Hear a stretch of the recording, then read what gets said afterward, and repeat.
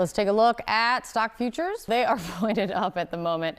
Higher as investors are looking to rebound after a brutal day yesterday, a day where President Trump showed that he is refusing to give up on his attacks against the Federal Reserve Chairman Jerome Powell. Uncertainty around the president's trade war, what he's saying about Powell, and the ripple effects from all of it continues to weigh on Americans across the country. And that's something that CNN's Harry Anton is taking a look at for us this morning. The stock market was down in a big way yesterday.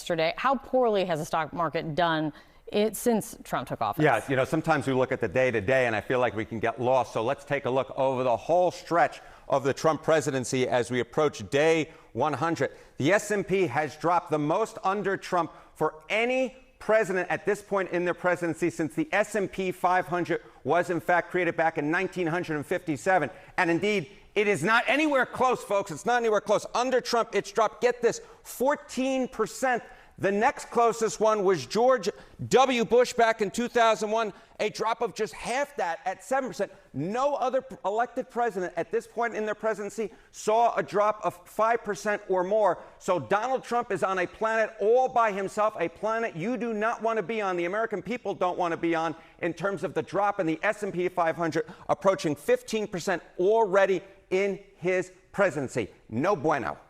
So all of this and the ripple effects from the trade war have a lot of people talking, of course, about a recession coming, some even saying that we're already in a recession. Where are the numbers on that? Yeah, okay. So, of course, this is the whole question, right? Is what happens on the New York Stock Exchange, what happens in the NASDAQ, what happens in the S&P 500, stay there, or does it then cascade across the economy? And at this particular point, there's a decent chance that it will cascade across the economy. Chance of a recession. You see, I have 4 different little metrics we can look at. JP Morgan, 60%. Polymarket, 57%. Reuters, 45%. Goldman Sachs, 45%. That's a bunch of numbers on your screen, but they're all basically telling the same exact story. That is, on either side of 50%, there's basically a 50-50 chance of a recession at this point. And that is way up from where we were at the beginning of the Trump presidency, when the numbers simply put weren't anywhere near this. The stock market is a reflection of the economic state we're in. The chance of a recession is another reflection of the state of the economy that we are in. The bottom line is that Trump's tariff wars have taken what was a pretty gosh darn good economy and turned into a very uncertain economy, one in which the stock market has fallen and one in which the chance of a recession has gone up considerably, Kate Baldwin. If there is a recession, how much blame is Donald Trump likely to face? Okay, so this is the whole thing. Am I going to blame the last guy and I'm trying to fix the economy? Or is it we're going to blame this guy, Donald Trump, and the buck actually stops there? This is what the American folks say. If Donald Trump believes that he can somehow escape blame if there is, in fact, a recession, I'm here for a reality check. He will simply put not be able to do so. Blame Trump if there's a recession in the next 12 months. Look at this. A lot or quite a bit. That's the majority winner right there at 52%. A little or not at all, perhaps a little bit high, some might say, at 32%. But still here, the clear majority of Americans say that if, in fact, there is a recession in the next 12 months, which at this point looks about 50-50, the majority of the American public says that the buck will stop at the White House, stop at 1600 Pennsylvania Avenue, and Donald Trump will not, in fact, be able to escape blame if there is, in fact, a recession. Let's say the president gets his wish and replaces Jay Powell. Not just who is he going to, not the name of who's he going to put in that seat, but what can that new Fed chair do to get us out of this vortex that we're in? Well, unless he makes a Faustian bargain with the president to lower interest rates and potentially soften the blow from any impending recession, or he could exacerbate inflationary pressures that come from the tariffs that are currently in place. We don't know. It's hard to say what any Fed chair could do. By the way, he's not the only voter on the policy setting committee of the Federal Reserve. There are many others who voice their opinions and offer their votes, one of whom could be Jerome Powell, whose position as chair may expire in 2026, but he remains a governor until 2028. He could stay on for another 2 years on the Board of Governors at the Federal Reserve. So he would still have a say, small say to be exact, 1/12 of the decision-making process. But I don't know what a Fed chair would do if indeed the president replaced Jay Powell, which is currently illegal. But if he tried, what we do know is there'd be even more market chaos than we have now. Tyler, can we go back to the trifecta I mentioned? Stocks, bonds, and the dollar all dropping. this clear sign that global investors are saying, we don't feel great about America right now. When do we get to a point where this reality breaks through to this White House? What is happening inside the White House with Trump and his team as they're looking at these numbers every day? Yeah, I mean, I think a big focus for the Trump team right now is trying to make trade deals with some of these countries during this 90-day pause. One of the things that I think is important to note is that these trade deals are usually the work of months, if not years, of delicate negotiations. Trade deals, Stephanie, as you know, are very complex and require a lot of hashing out the details. And that is not what Trump is allowing for with this 90-day pause. There's a rush of activity to try to get these deals done.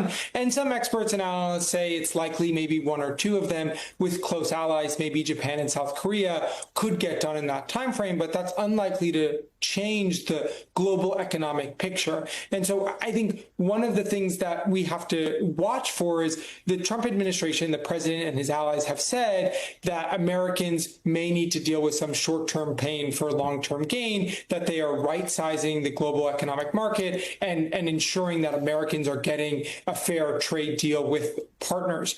The question is, how long is that bargain? And one of the larger things looming over all of this is this idea that Trump has put forth that they are going to restart a manufacturing boom in the United States. That is not something that can happen overnight. And so if that's the sort of time frame or horizon that we're looking on, Americans are going to be under some pressure when it comes to prices for quite some time. 20 years and about a few $1 trillion. I want to share a bit of what our colleague Steve Liesman said earlier about how the economy is tied to pretty much most of what Trump is doing these days. Watch this. Let me see if I can connect this to the things that you report on all day long, which is not necessarily the financial markets, but what's going on with the Supreme Court, what's going on with the legal firms, what's going on with Harvard and these other schools. There are things that the president has done that nobody ever thought a president would do. And that's why in financial markets, you cannot dismiss some probability that the president will fire the Fed chair. People say, oh, it's not going to happen. I said, well, we thought he was going to follow the Supreme Court. We thought he was not going to necessarily withhold X billions of dollars from Harvard. So it's all of the same piece in that you cannot relax and you cannot bet on a team where the captain is hitting the ball into his own net. Susan, what is your reaction? I mean, you know this. For the last 8 years, big Trump supporters have said, oh, that's just his bluster. He's not going to do it. But here we have it. He's doing it. Yeah, I think it's right to connect the dots between the assault on, many different independent institutions, which is a theme that has run through the not quite 100 days of this second Trump term. And I would point out that as far as Chairman Powell goes, you noted that he was appointed by Donald Trump in his first term. Donald Trump also repeatedly threatened to fire Powell in his first term. In fact, we did reporting for our book, The Divider, and it was clear that some senior officials at the Fed literally could not go to sleep for months worrying about the next day being the day that there would be a constitutional crisis, an impasse between the independent Federal Reserve and the White House. It didn't come to pass in part because it was a very different regime at that time, and Treasury Secretary Steven Mnuchin, essentially spent almost full time managing Trump to avoid that kind of catastrophe. By the way, Powell was prepared to spend, quote, every last nickel of his own money, and he has millions and millions of dollars, in order to go to court to stop Donald Trump from eroding the independence of the American Central Bank, which many Wall Street investors, of course, believe is one of the pillars of our economy. So if Trump takes the next step, I would expect Powell to consider very seriously suing him. I would expect there to be a major crisis that obviously will add further instability into our markets and a level of uncertainty at the core of the American financial system that I think is unlike anything we've ever seen. If there is that kind of outright confrontation between the chairman of the Federal Reserve and the president of the United States. David, almost everything Susan just laid out, I've heard from Wall Street investors and bankers over the last 5 days. The last thing they want to see is Jay Powell fired, even if they're not big supporters of him, and the Fed losing their independence. Very few of them are speaking publicly, despite their panic. What does that tell you about the fear they have or the concern they have about speaking publicly? Because none of these people, none of these big investors are shy when it comes to press time. Yeah, well, that's because they've paid attention the last decade or so, and they've seen how Donald Trump lashes out at critics. They have businesses to run, they have investment funds to manage, and they cannot afford to be on the receiving end of a president who is willing to stretch the bounds of executive power.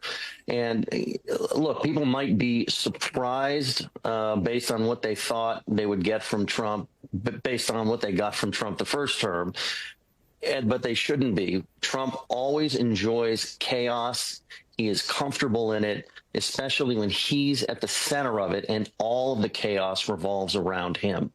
And so I think you can expect, particularly because tariffs are the one thing that he is an ideologue on, that he will keep pushing this and try and get other aspects of government to sort of open a relief valve, if you will, to make the impact of the tariffs and his indecision easier for the economy to stomach.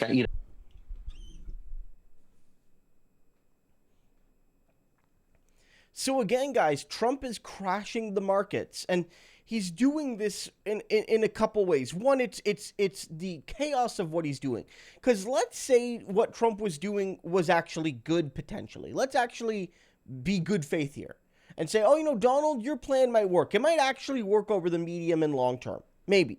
Let's just say. But the way you're doing it allows no one confidence. Canceling things one day, amping them up the next, including a country in the list one day, excluding them the next, including a whole bunch of countries for no reason, giving the entire world and your own domestic economy no confidence in your strategy, your plan, and the rationale for your plan.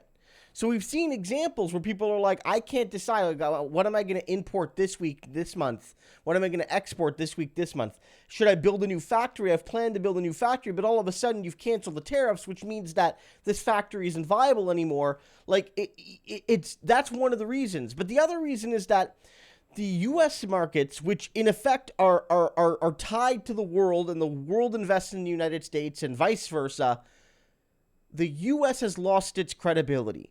One thing, even during the first Trump term, that the U.S. didn't lose in terms of credibility. They lost credibility on human rights. They lost credibility as an ally. They lost credibility on standing up to people like Putin and all that.